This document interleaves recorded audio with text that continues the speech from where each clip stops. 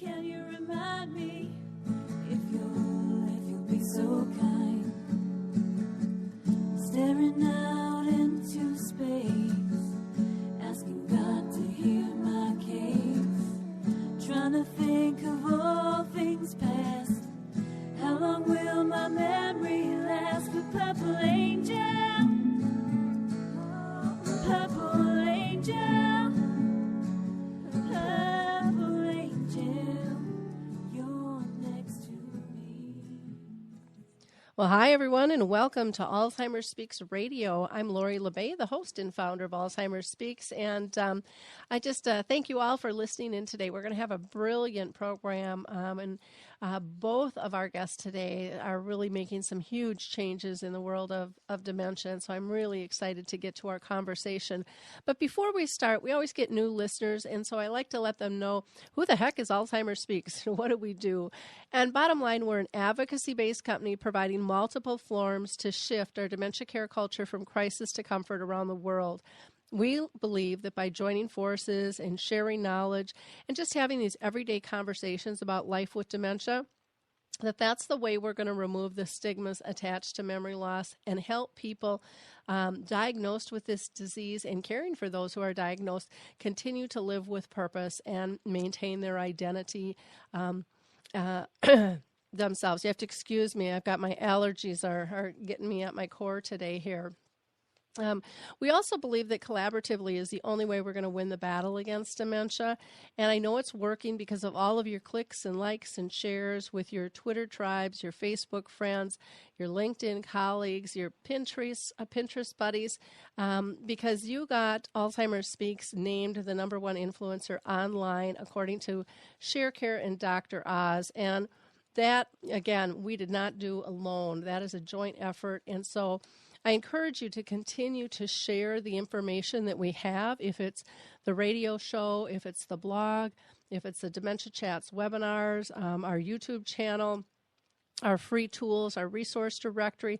Please push it out there, because there are always people in need in our own sphere of influence that we don't even know are in need, because people still are not talking as openly as we need them to regarding this disease.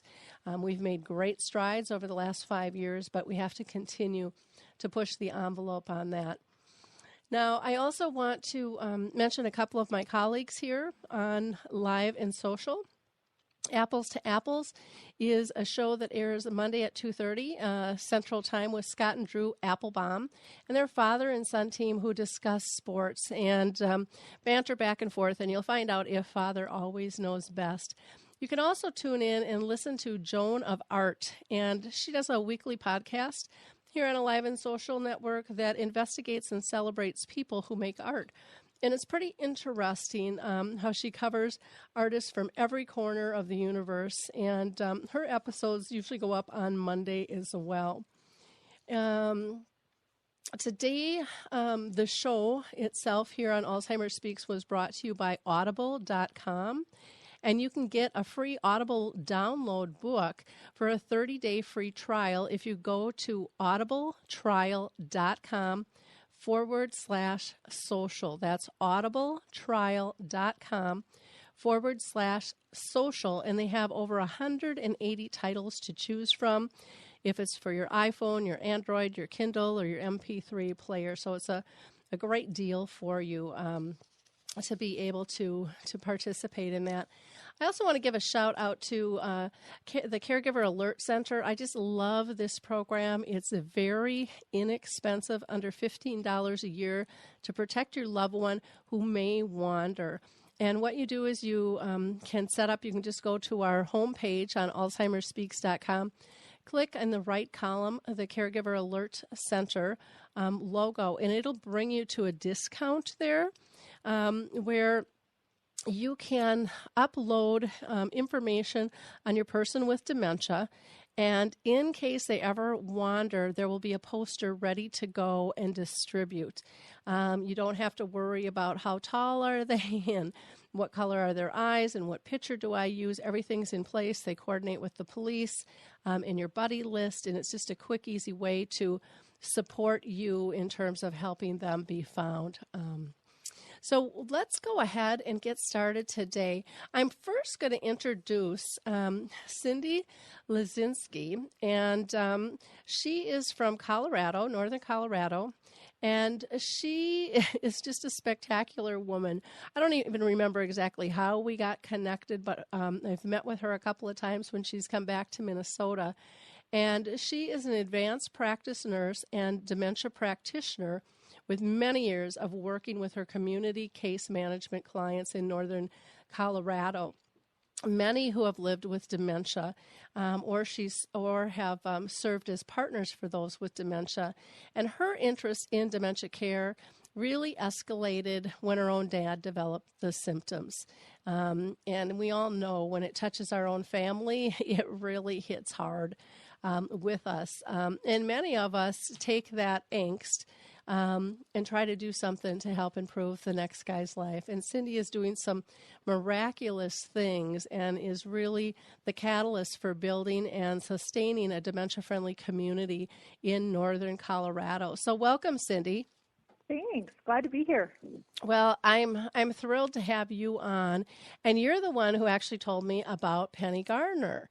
And I was kind of ashamed to say, Penny, I did not know of your work. And Cyndy is just such a passionate, raving fan of yours.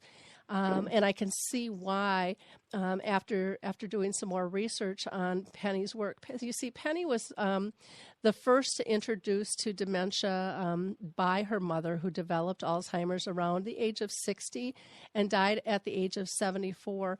And for the past 23 years, her and her team have worked at Burford Hospital, and they have a program called SPECAL, and it's specialized early care for Alzheimer's. And it also has a charity of its own, which is called Contented Dementia Trust, which I just love that name. So, Penny, welcome. I'm just thrilled to have you here and to help raise your voice of your work. Thank you very much. It's the most enormous privilege, and it's not often I get to speak at such a distance, so it's very exciting. Well, I was so touched at what I've read and viewed about your work, and I just can't wait to share it with our audience because I can see why Cyndy is such a raving fan of yours. So I'm going to start by asking Cyndy first, how did you, Cyndy, hear about Penny and her contented dementia approach? Well, I went back and visited my dad in Wisconsin one weekend, and he was a trout researcher for the state of Wisconsin, kind of had this brilliant career. And one day he said to me, Cyndy, I just can't multitask anymore. I can't seem to focus, and I feel like I'm living in a fog. And from working with some of my own clients with dementia, I thought, oh, here we go. And I just, with the kind of man my dad was and with really how truly brilliant I felt like he was, I thought, I cannot handle him with his arms crossed over his chest, rocking in a chair back and forth. And that was my image that I had of, oh, this could be his future. So I went home and started reading whatever I could about dementia care, and I thought, I want to just learn everything I can. And the very first book I read was a book called Dementia, Frank and Linda's Story, and it was by Louise Morse. And she's from the UK as well, and she talked about using this contented dementia approach in these pilgrim homes where she worked. And so I contacted her because I was going to the UK 3 weeks later and asked if I could meet with her. And she said, well, I have something even better. Penny Garner, who developed the approach, is going to be in London when you are. What are the odds of that happening? I actually got to sit down with Penny, and she told me about this SPECAL approach, or this contented dementia approach that she developed. And honestly, it just gave me such hope that life didn't have to be awful for my dad.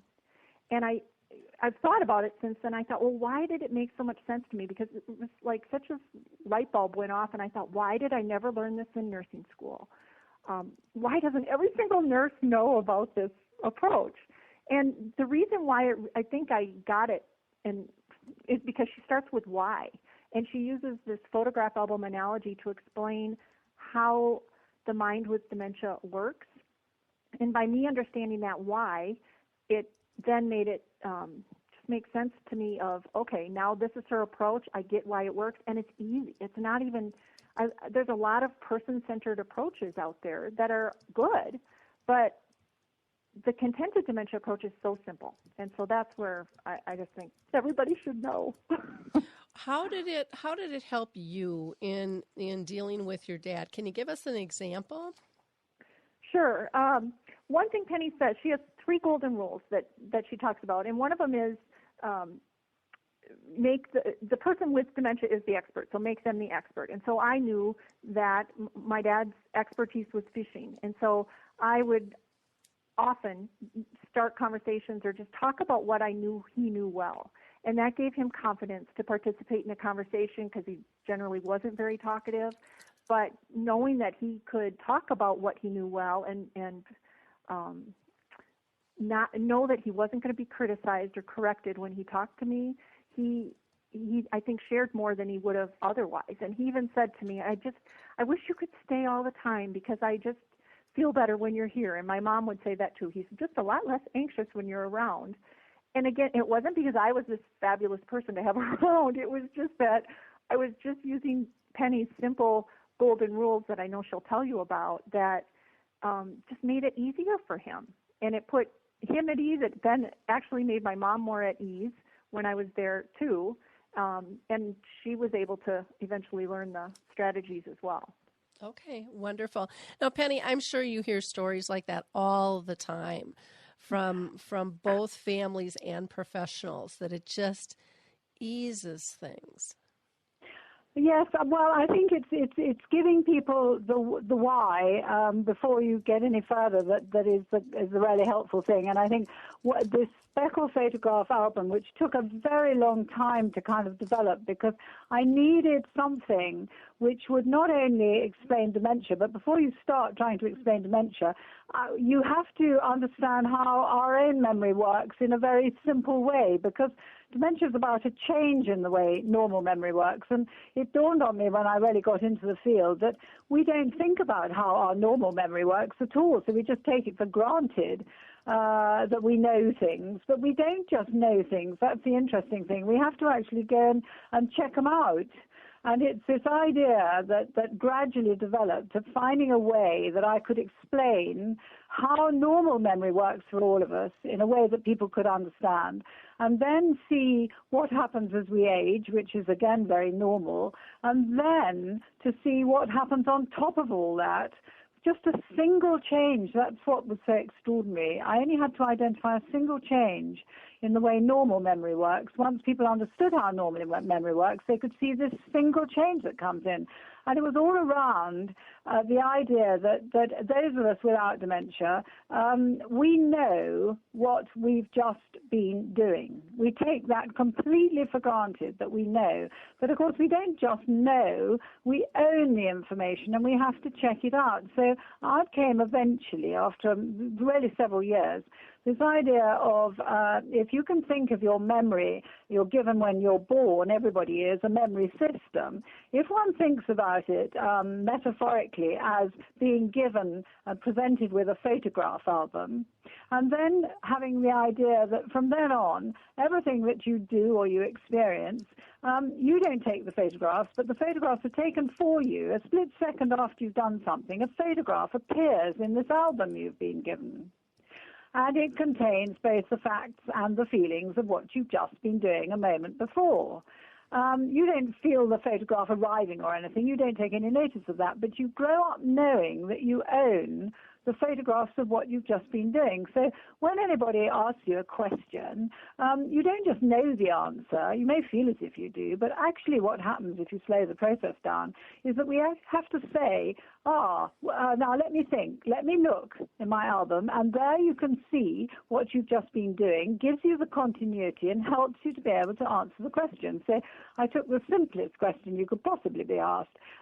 Would you like a cup of tea? Now, you or I would go, would we like a cup of tea? And at bus speed, we'd go, well, hang on, it just depends. Is everybody having a cup of tea? I mean, would I be the only one? You check out where you are, what you're doing, and you think, no, we're here for tea. Yes, of course I'd like a cup of tea. So without almost a split second, you're saying, oh, yes, please. Or no, thank you, if you don't like tea. I'll have coffee. But then you take the person with dementia, they are no different, except that they are not necessarily storing the facts of what has just happened, other than in terms of feelings. So we store both the facts of what's just happened and the feelings about how we felt about it. All of a sudden, they start to store this new type of photograph, which only reflects back to them what they've just been doing in terms of feelings. So the person says to a person with dementia, so would you like a cup of tea? And they go, just like we do. Well, now let me think, is everybody having a cup of tea? I mean, let me just have a look in my album. They have a look and they think, well, hang on, that's funny. I don't see many facts here. In fact, where on earth am I? And suddenly they can't answer that question because they haven't got the information about how they got there necessarily, or what they're doing, or who they're with, and suddenly panic comes in. And meantime, the person is just standing there saying very nicely, well, would you? And the person with dementia is going, would I what? They haven't even stored the question that they've just been asked necessarily. And yet they've got all the information of what they did long ago before they got dementia, but they haven't got what they've just been doing necessarily. And once I realized that this would be a good way of explaining it, this photograph album, I found that on its own started to get people to go, oh, right, so there's not much point in asking her to try and remember if actually it hasn't been stored. But on the other hand, no wonder she can talk about things that happened years ago, because they are in there.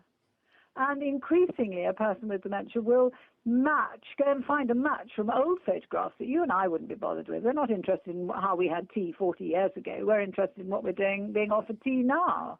But they will actually go back and make a match. And the big breakthrough for me, I think, a series of my mother's seismic statements to me over that 10 or 14 years that I sort of trotted along beside her as best I could. She'd always been a traveller all her life. She's been diagnosed with dementia. We're in a doctor's surgery. We are waiting to have our ears syringed. And we're chatting about what we're going to do when we go shopping later. And all of a sudden, she turned to me, and she wasn't fazed at all, but she just said, has our flight been called yet?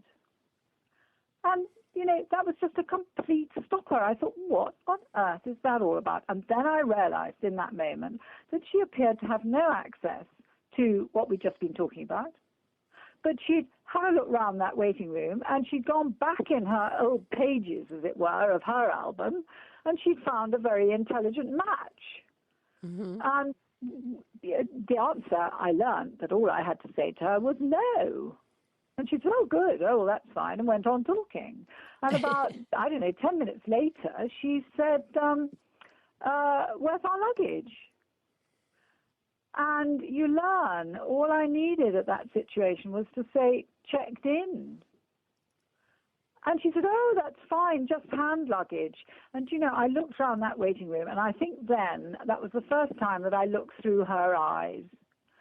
And I thought, well, yes, just hand luggage. There were all these people waiting to see the doctor with their baskets and their handbags. And she'd matched to old photographs to replace what she hadn't got in the present, and provided I didn't contradict her or try and put her right or argue about using my album photographs rather than hers about doctor's surgeries at that moment, there wasn't a problem.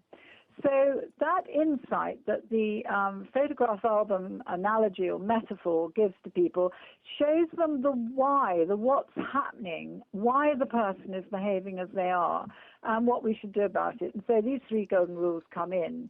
Don't ask questions, because the information that they need in order to answer may not have been stored. So find other ways of finding out information from them, and we get a tool called the questionless question.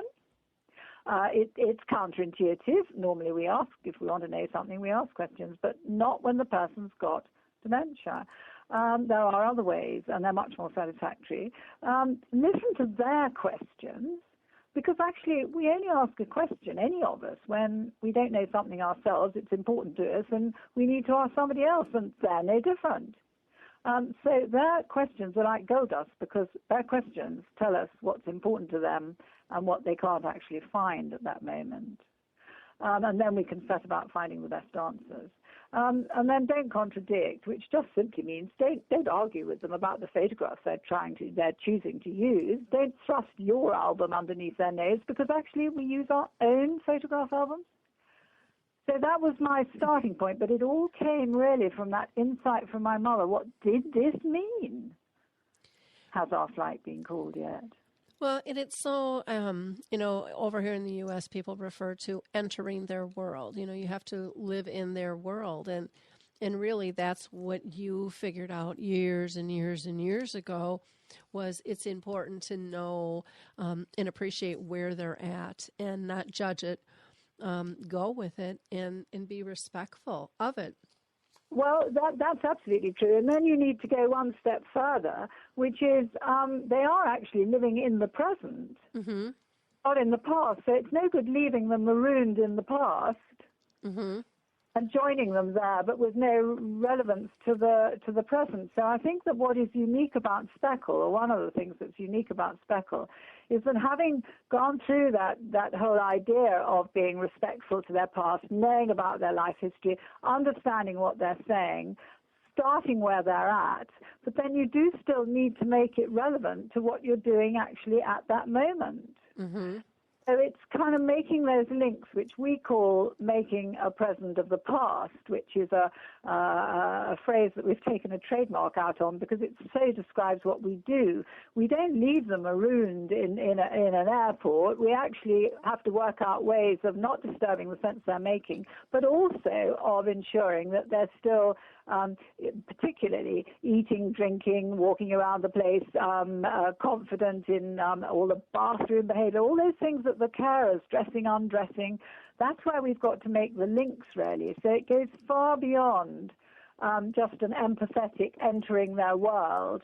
And that story about the airport, about 7 years ago, I was presenting at a conference, and there were two professionals, I think actually they were clinical psychologists, and they were chatting away, and they hadn't been to the presentation where I'd presented the photograph album ideas, but they had heard something about them from somebody else. And I was walking past, and I heard one of them say to the other, "Oh, do you know, there goes that woman who condemned her poor mother to live all her life at Heathrow."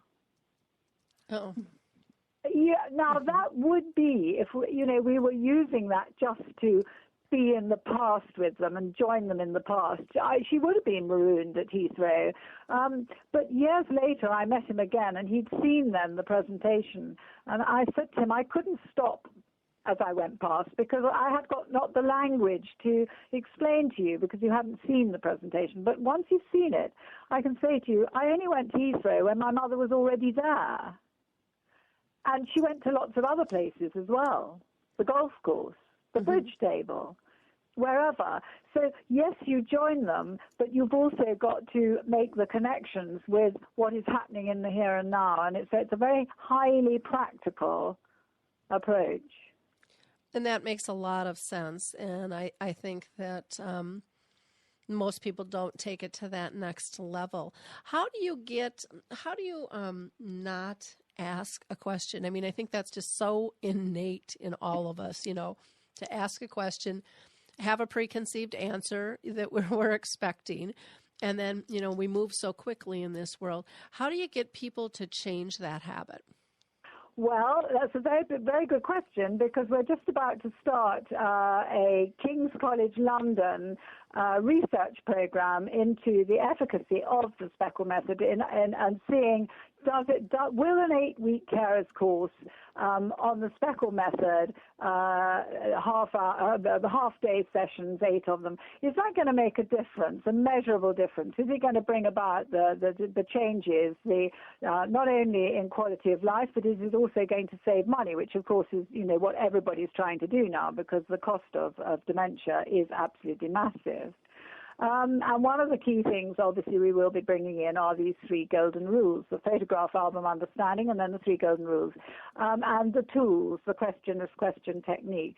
Now, the first thing you have to do with people when you're asking them to learn a new way of finding out information without asking questions is very, very simply to start raising their awareness of just how many questions we ask.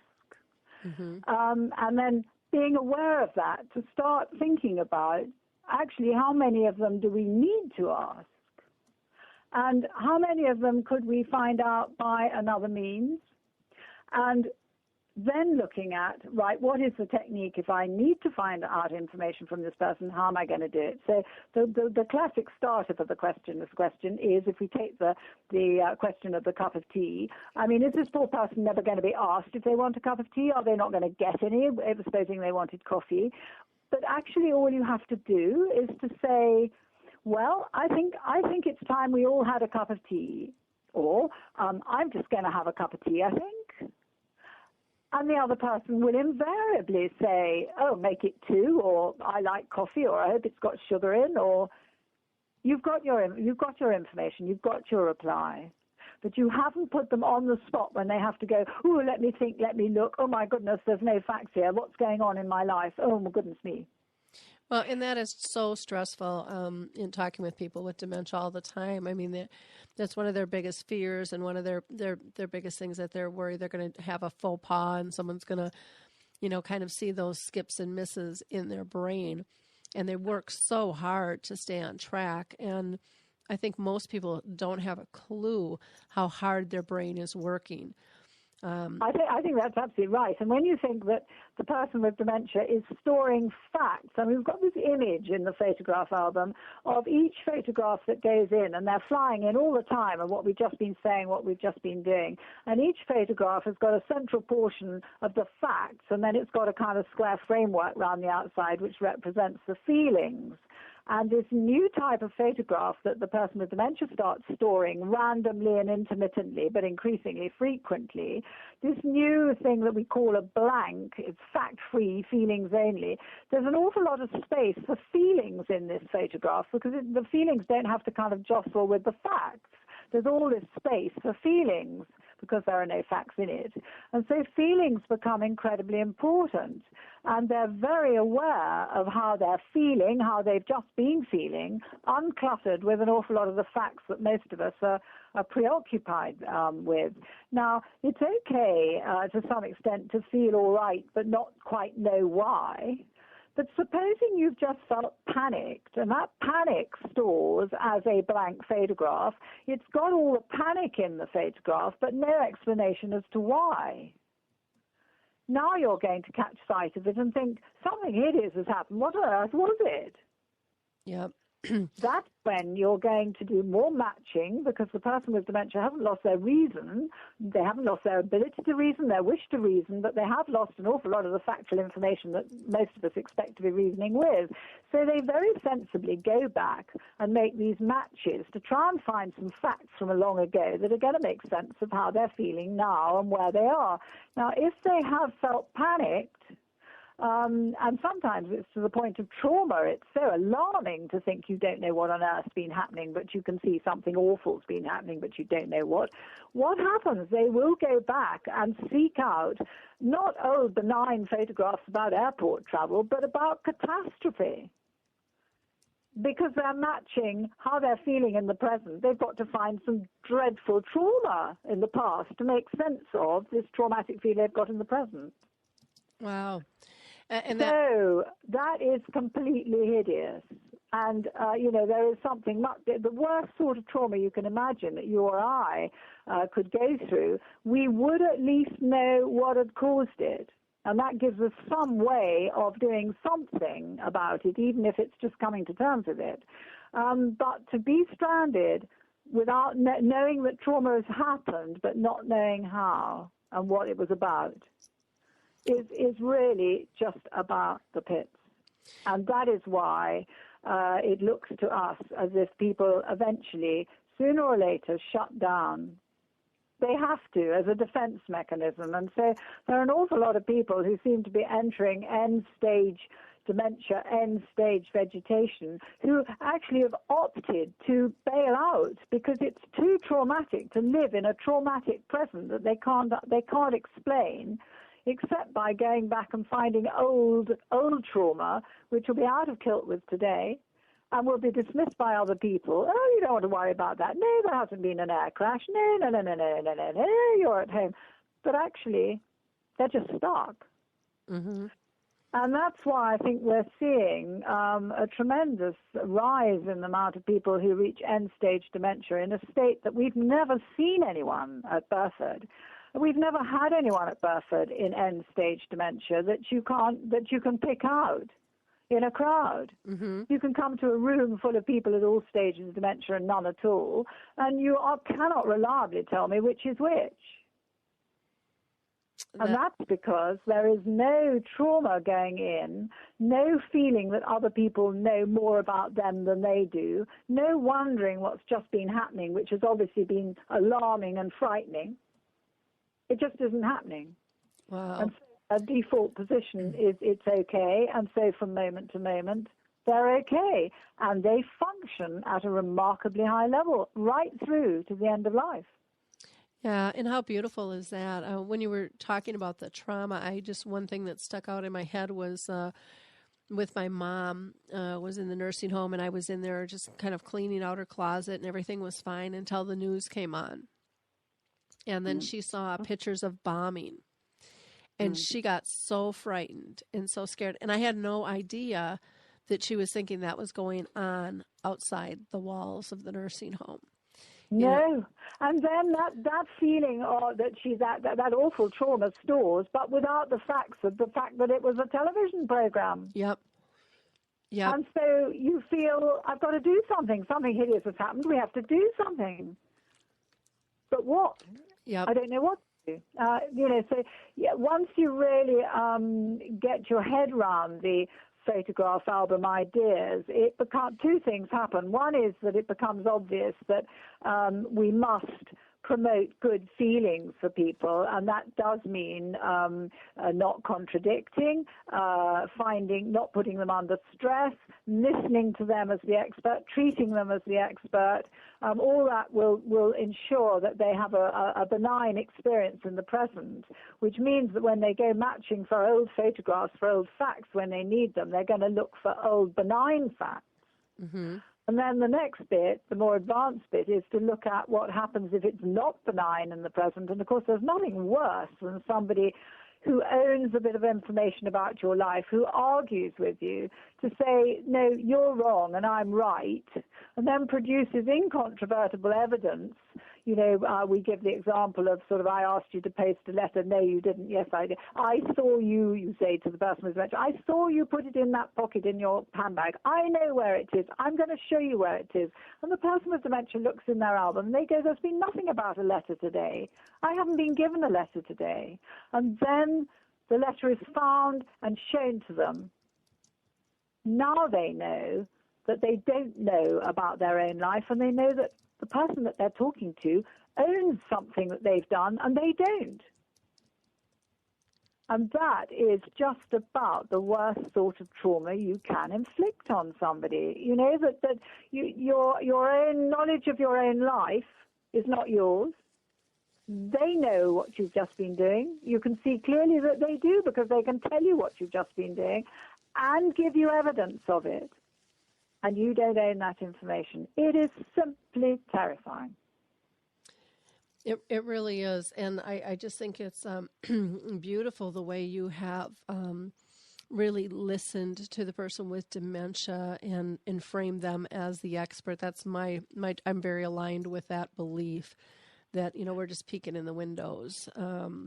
That's right, and I think Cyndy's got the most wonderful story that I only heard of this morning, which I'm sure she can tell us, about somebody at where she works who just tried the 3 golden rules for a day. Isn't that right, Cyndy?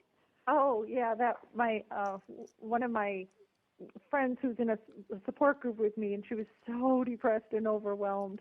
She's a teacher, and her husband was a teacher, and he got recently diagnosed with Alzheimer's disease, and she was so just beyond herself. And so I explained the whole photograph album analogy and said, there's just 3 golden rules. Just try these 3 things. And she tried it for one day. She stopped correcting him. She stopped asking questions. She only talked about what he was an expert in. And he said, at the end of the day, he said, well, this is the best day we've had in years. You're a much better wife than you used to be. Oh, how cute. Well, it is. It's so simple. It's the simple little things that bring us back to these deep, deep connections when we pay attention and consciously care instead of just going around doing what we do. And I think that that's just so critical and is such a beautiful testament to the work that you've done, both Penny and Cyndy.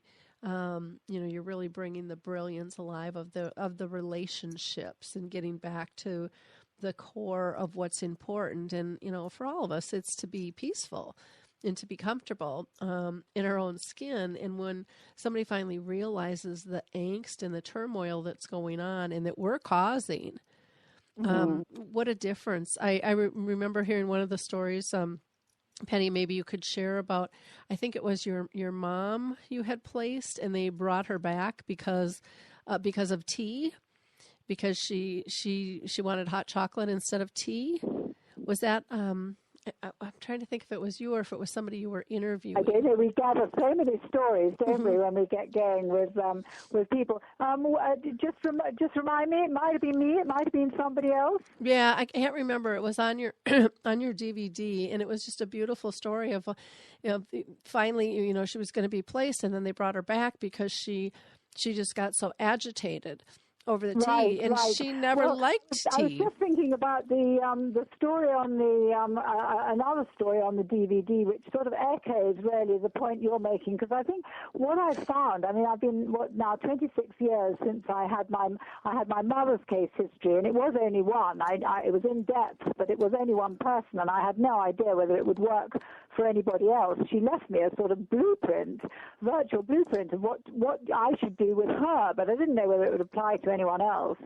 And then at Burford over the years, I found it applied to absolutely everybody. And I think one of the fascinating things is that these stories that one produces, other people have got them, and they are making the same sort of points. And there's something in the DVD where somebody who'd been on she was quite a young wife, actually. She was a second wife, and her husband had Lewy body disease, and he was really frantic at night, and they were getting no sleep at all, with these, in quotes, hallucinations about the whole room being invaded with children. And she tried everything she could, and then suddenly one day she said, "That's ridiculous. Now what on earth would SPECAL do?" So she had another think, and she went by listen to the expert and don't contradict. So when he said, about these children for the umpteenth time, she got out of bed and she said, "Now come along, out, now come along, tidy up," and out you go, one by one, and ushered these children, so to speak, out of the room.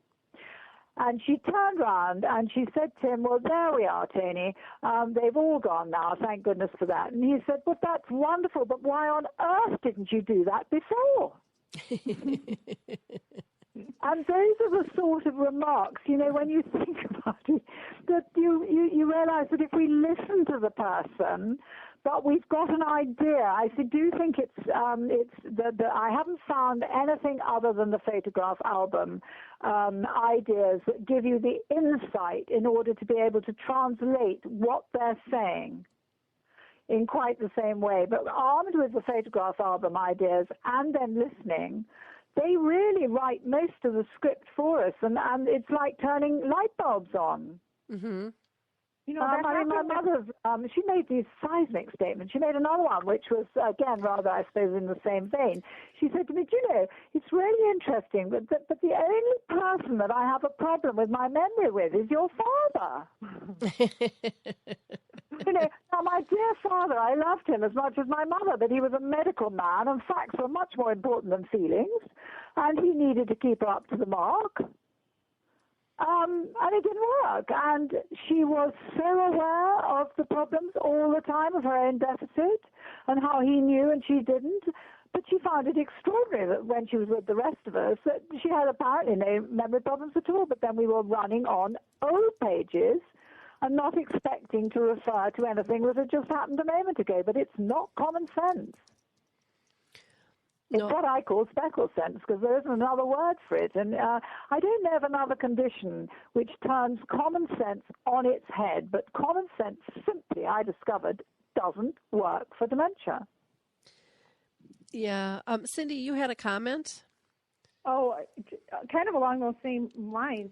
An example that I experienced when my dad was in the hospital, and he, by mid-afternoon, was starting to get real anxious, the whole kind of sundowning thing, and he had this story in his head that he had to make a list. He just had to make a list. And so the response was, Bob, you're in the hospital. You don't need to make a list.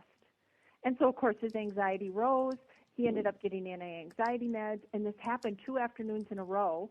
And then my sister and I arrived there at the hospital and found out that same thing started to happen. I got to make a list. I got to make a list. And all we had to do was say, okay, Dad, I'm ready. I'll make a list. And I had my pencil and paper, and all he wanted to do was he said, okay, well, I want to make sure that I thank the Wisconsin chapter of Trout Unlimited because they're a bunch of God-fearing men, and I want to be sure that I thank the guys from Green Bay because they're working so hard to improve the trout streams, and I want to thank Elwood for his, professional mentoring, and so we got down his list of people that he wanted to thank because he was anxious about forgetting them for an award speech he was going to have to give, and he used to get a lot of awards for his work. It made total sense that that's what he would have been anxious about, and he didn't need any anti-anxiety meds that first day that we got there. The second day it happened, and he was still in the hospital.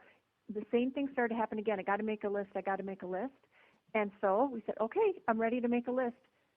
And he just kind of took a breath and was like, okay, that's fine. He didn't even need to make a list the second day. He just needed to know that he could make a list. Yeah. Oh, that's such pure speckle, And then the next level is you supply the information before it's asked for. So you walk in going, thank goodness we've made a list. Right. And then and then after that it disappears completely. Right. It's just so fascinating when one realizes that if you listen to them, all behavior has meaning, but then you practically, yes, you want to go along with it, but as you so rightly say in that story, less and less and less right. each time. Yep. Until finally the feeling is that there's no anxiety, and then it disappears. Mm-hmm. And I think an awful lot of our work is in listening to the questions or statements that the person makes, finding out what the anxieties are, addressing them, and then gradually they just disappear. Extraordinary, quite extraordinary. Yeah, I love one of the other things that you really focus on, Penny, too, is the feelings and how important those are. And how those yes, and I think we've got a multitude of what we call SPECAL mantras, which come in once you understand that the fundamental difference between the person with dementia and the person without is that the person with dementia is storing a lot more, some facts, but new facts, but a lot more feelings, whereas most of us are running, on a database of facts with a few feelings thrown in. There's a narrow margin of feelings around the outside of each of our photographs of facts, but the facts are really what we're running on. I mean, certainly watching my father as a medical man, he wouldn't have got far, treating people if he's only interested in feelings. So the facts are important. But obviously to the person with dementia, the feelings is their major database, and their feelings memory gets better and better. For one thing, they're storing many more feelings because there's much more space for storage because they haven't got to be cluttered up with too many new facts. And also their perception and their picking up of feelings is so much more acute than ours. And I think that's very similar to other disabilities. If you think of dementia as a disability, that if somebody's losing their sight, their hearing apparently becomes much more acute. Well, they're using it a lot more. and the feelings memory and the feelings receptors for a person with dementia, they are incredible. I had an extraordinary story once of being sent out from the hospital to rescue some patient. She wasn't one of ours, actually, but she'd just gone walkabout. I had to get her back in the hospital, and it was a very long story, and I must say I was incredibly nervous about her being out and about and not getting her back. But I finally got her back in the building, and she turned to me as we walked in, and she said, "You're absolutely terrified, aren't you?" And I thought, now, how does she know? I thought I was the absolute swan paddling along, little feet underneath, but she knew. Mm-hmm. She just picked it up. So, yes, feelings become much more important than facts. And, in fact, the facts that we use to promote good feelings, they really don't matter. We've just got to find the facts. You know, if saying checked in to my mother about where's the hand, you know, where's our luggage, the facts, they need to be simple, but they're less important than the feeling that generates them. And one of the amazing things I was doing in training a while ago was teaching people about the answers to questions and monitoring the questions, finding the most frequently asked question, and then one at a time working our way through them. And this male nurse said to me, well, it drives me mad. She always wants to know what day of the week it is. So I said, well, what answer do you give her? And he said, well, of course, I tell her. So I said, well, have you managed to find out, questionless question, which day of the week she'd like it to be? And he found that incredibly challenging until I pointed out that he could write down the question, and every time she asked the question, try offering a different answer. Well, you've got 7 for a start. You could murmur about Monday, Tuesday, Wednesday, Thursday, Friday, Saturday, Sunday. You could monitor the results, you know, when she went, if it was Wednesday, but on the other hand, look brighter if it was Thursday, or you could say it's nearly Thursday, or it's certainly not Friday. Try it out. And he came back 2 days later and he said, I've cracked it. She really is interested in Fridays. That's the one that she goes, oh, good, instead of, oh, Lord. And so we developed this kind of scale, 0 to 10. It's got lowercase, it's the oh, good versus lowercase oh, God factor. So, you know, the answer that produces the best, oh, good, oh, phew, oh, that's all right, that's fine. So I said to him, that's fascinating, and I wonder why it's Friday. And he said, oh, I haven't got a clue why it's Friday. So I said, well, you do need to get very curious because it's interesting. What's so special about Friday? He disappeared for another 2 days, and he came back. He said, I've cracked it. I know why it's Fridays. She's very keen on football. She follows a club. They never, ever win. But on Fridays, she's always hoping they will. And they always play on Saturdays. Oh, wow. Well, I and can't... out of that, he found her favorite colors, the scarf for the whole world of her history came out just from being able to talk about the joys of Friday. Well, and you just look at the knowledge he gained on that individual. He had no idea before. You know, he really got to know who she was and what made her tick. You know. And all she was doing was 5 things she was doing. She was not asking him direct questions. She was finding other ways. She was just what we call burbling on, and finding ways of making connections with him. She was listening to him as the expert, if she ever said anything. She was never contradicting. She was stopping talking as soon as the other person started, and she was not interrupting. And following those 5 principles, she gathered a lifetime of experience about that person. And then the next bit is obviously to see how you link to activities of daily life, and work out how to get somebody enjoying a bath, how to get somebody dressed, undressed, whatever, using that information. And hopefully sharing that with other care partners. So that's the next bit, of course. You have to learn to do it yourself first before you share. We have a saying called the 3D approach, which is you have to develop something to start with yourself. That's the first D. Then you have to learn to deliver it yourself until you're really confident. And then, and only then, do you demonstrate it to somebody else. Because once that somebody else has seen it, they'll be able to do it too. but they can't really develop it themselves, but they'll have the confidence if they've seen you. So gradually, yes, you work your way through everybody who comes in contact with them so that you share. We had a wonderful example of, you do have Marmite in the States. Do you know what I mean by Marmite? No, Cyndy, do you? No. Well, it's obviously a very British thing, but it's a very small pot, a very distinctive little black pot, and it's got it's like sort of, it's a spread. It's a type of spread, but it's a yeast spread, and it's terribly good for you, and you can make it into drinks, and you can spread it on butter and this, that, and the other. And during the war, it was a great standby in the cupboard. And this family found, by a lot of research and looking at background history and so on, that all they had to do when they came down in the morning and sat down to breakfast with their mother was to say, "Oh, glad about the Marmite." I mean, it must just as soon been glad about the honey or the maple syrup, whatever. Glad about the maple syrup. And as soon as they did that, she went, "Oh, that's all right." As if the whole world was now okay. And it was because she felt that she could cope with anything, any amount of guests, any amount of hospitality. Life would be all right as long as they'd got, the equivalent of maple syrup in stock. And they rang me up and they said, we've cracked it. We're just glad about I'll call it maple syrup. Glad about the maple syrup. And we don't have to just do it at breakfast. We're glad about the maple syrup all through the day. She doesn't get bored of a repetition because she hasn't stored the fact of what we've just said. She's only stored the feeling. Wow. And so it gets simpler and simpler over time, which is another very distinctive feature of the SPECAL program. Instead of getting more and more complex, it gets easier and easier. Okay.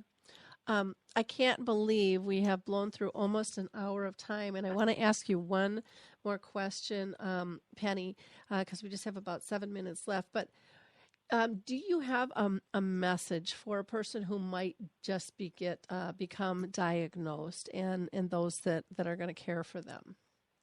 I've certainly got a message for the person who's just been diagnosed, and I think that is to have a feeling of real confidence that the only thing that's been affected for them is new incoming information.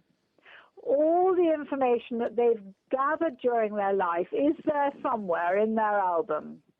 And there's masses of it compared with the tiny bit that they are now losing that's compromised. So a man of, 70, he's got, certainly 65 years of experience and facts and feelings all in that album that he hasn't used very much because we don't. We tend to use today's page.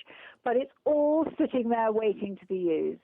So he needs to be really confident that provided he follows a sort of mantra of grateful, not greedy, not needing new, but spending his time thinking about what he's already got, making sure that his carer, whoever that is, that they go and learn as much as he already knows, because he's the expert, Everybody with dementia knows they've got it before anybody else does, because it's impossible not to know that it's odd that you don't know what you've just been doing.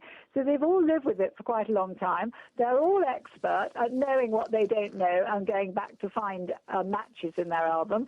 So they are expert, so they want to have the confidence that they own a lot of useful information that they can use, rather like an artificial limb. And then they want to send their nearest and dearest off to become as expert at them. So they read the book, they go on some lessons. The person with dementia doesn't need to. Oh, and that's wonderful. One of the things we do on Dementia Chats is have a panel of experts of people living with dementia. So anybody from around the world can join us, ask questions, and participate. Because sometimes you can't ask your own loved ones certain questions just because of dynamics and things. And so that's been really, really fun to do. But I love that you're setting them up to be the expert and empower them with the knowledge I think that so. they And hold. we have got a book called Contented Dementia, which was written by, actually, he's my son-in-law, is a clinical psychologist, Oliver James, about 10 years ago. And in that book, at the very last minute, as it was going to press, I rang Oliver up and I said, we simply must put in something at the beginning of this book in case it's picked up by a person who's newly diagnosed. Mm-hmm. Because there's no need for them to read the whole book. None whatsoever. They'll find it difficult to process because they're not storing all the new stuff that they shouldn't do anything new. And this book will be new. They are the experts. So I want to write a letter, and I wrote a one-page letter. He gave me 10 minutes. He said it's just going to the publishers for print. So I threw together this letter that said, dear whoever, if you've just been diagnosed, this one page is for you. Here is what I feel you should do. And then basically you can get on with living the rest of your life as you would have done, provided you've got somebody else who's keeping up with you. Wonderful. Well, Penny, I can't thank you enough for joining us today. People can reach Penny at the Contented Dementia Trust website. And again, that's www.contenteddementiatrust.org. Or you can email her at info@contenteddementiatrust.org. There's also a Facebook page, and there's a Twitter page as well. And again, I thank you so much for your time and your brilliance that you're sharing with everyone. Cyndy, I just want to give you a couple of minutes just to tell people what you're doing with your dementia-friendly communities in northern Colorado. Oh, it's been exciting. We started out just with some memory cafes about 18 months ago, and then we also have been doing a program called Be Sharp, which is a arts engagement program where people with dementia and their care partners get to go to the Fort Collins Symphony for 5 shows, and then they're part of a study at CSU. And both of those efforts kind of led several of us in the community to say, okay, what's next? And really what is next is working on making all of us more dementia aware and dementia friendly. And so we've recently started training some businesses in town, including the Lincoln Center, which is where arts engagement happens and a lot of different entertainment. The fire authority has wanted to get trained. The police department wanted to get trained. Grocery store and just some other places are wanting to become more dementia aware in how do they respond to people who are in the community living with dementia in a way that they can stay engaged in the community. And I was just at a big Chamber of Commerce event this morning, too. So there's more places like hotels here that want to get some training. And there's quite a number of folks in this area that are just committed to helping people stay engaged. And it's just really exciting. It's been really fun. Well, and people can go to your website, Dementia Friendly Communities, NOCO.org for Northern Colorado. And you also have a Facebook page as well. So, reach out to Cyndy. She's just full of great information, doing really wonderful, exciting things. And I'm so pleased to be able to know both of you and to push things forward here and raise awareness of both of your works, because it really is having a great, great impact. So, again, I just want to thank you both for taking the time to share with us today. It'll really help people around the world. Thanks so much. Hey, and I want to mention just one other thing. The Contented Dementia book by Oliver James, we can purchase it here in the States. So I think last copy I got was on Amazon, so it's still available.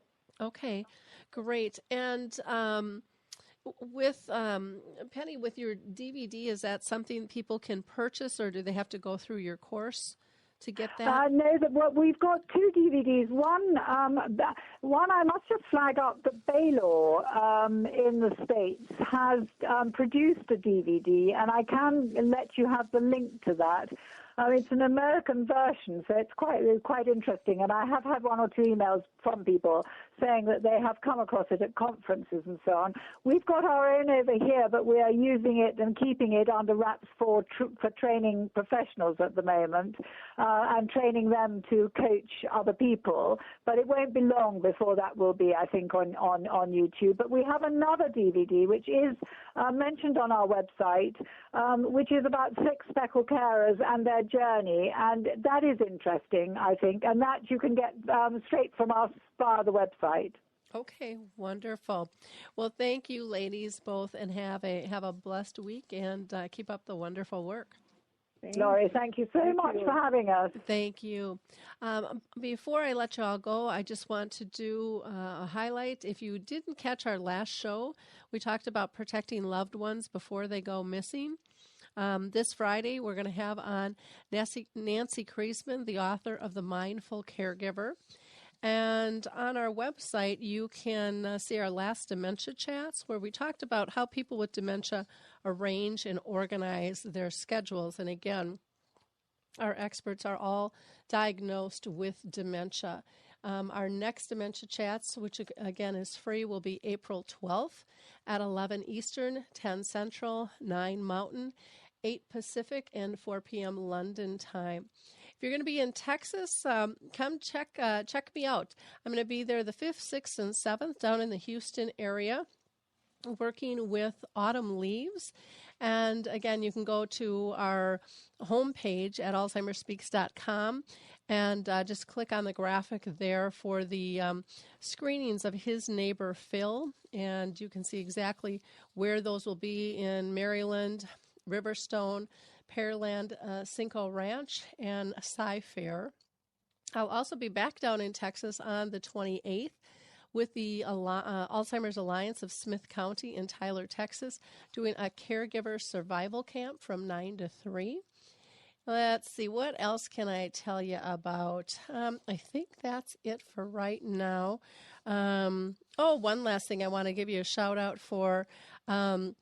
GoFreshBooks.com/alive. There you can go ahead and get some information regarding new technology that'll make your life easier with FreshBooks.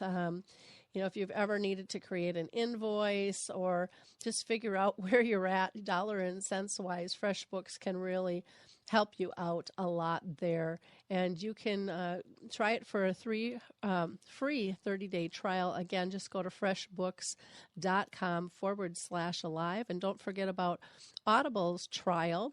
You can download one free book there. Again, that's audibletrial.com/social. Have a great week, and feel free to tap into our tools on alzheimersspeaks.com and utilize the memory chip, which teaches us to switch from tasks to being more person-centered and really focusing on, is the person safe, happy, and pain-free. Have a brilliant week now. Bye, everyone. Hi, everyone. This is Meredith from the Senior Fitness with Meredith podcast, where I discuss all things for seniors, from fitness, your health and wellness journeys, how to be all over strong and beyond. I also have my mini podcast called Motivation with Meredith. It's a great, quick motivational pick-me-up for your days. Join me, listen now, search for Senior Fitness with Meredith on your favorite podcast platform.